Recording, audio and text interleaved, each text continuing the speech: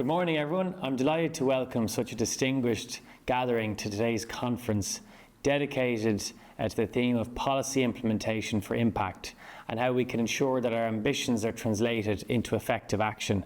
I'm aware that this is the third in a series of conferences that have been organised by the ILAS Centre and the Department of the Taoiseach. Each of them has been devoted to one of the fundamental pillars of policy as set out in the Handbook guidance that was launched here just last year. These three pillars, evidence, legitimacy and implementation, are all crucial for the success of policy. Better Public Services is the government's policy led by my department for transforming our public services to ensure inclusive, high quality and integrated public service provision that meets the needs and improves the lives for the people of Ireland. To achieve better public services, we must bring policy and delivery closer together. We must use the best available evidence and insight, including insight gained from those delivering and using our public services, to strengthen our policy development. And I'm pleased to see the focus today on implementation and on achieving real positive impact for the public, which is a shared commitment, I know, of all public servants. Governments today must satisfy two demands that can compete. On the one hand, people long to see their difficulties and needs addressed quickly, what we might call the delivery imperative.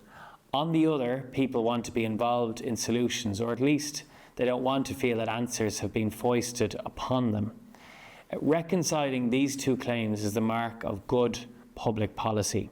It's evident in the work of my own department in leading out in relation to the accelerating delivery of infrastructure across our economy.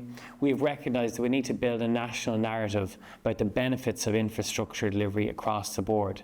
This may involve recasting how we do policy, for example. Rather than public servants and politicians coming up with the answers and then trying to sell them to the public, it might require earlier engagement with people and having an honest debate on how we can address problems and also accept wider trade-offs. If people can agree that there is imperative to a more secure supply of energy or a greater stock of housing, then this broad consensus might make solutions easier or narrow the grounds for opposition.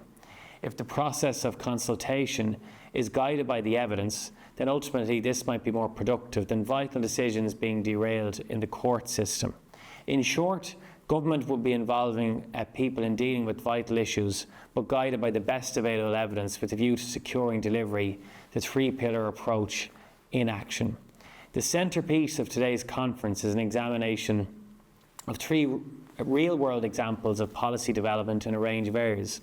Each of them will elaborate how policy development tries to keep all three pillars in play and how conditions the other.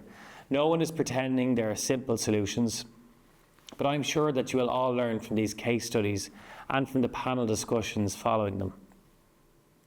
And I really look forward to hearing about your conversations and wish everyone a really productive day.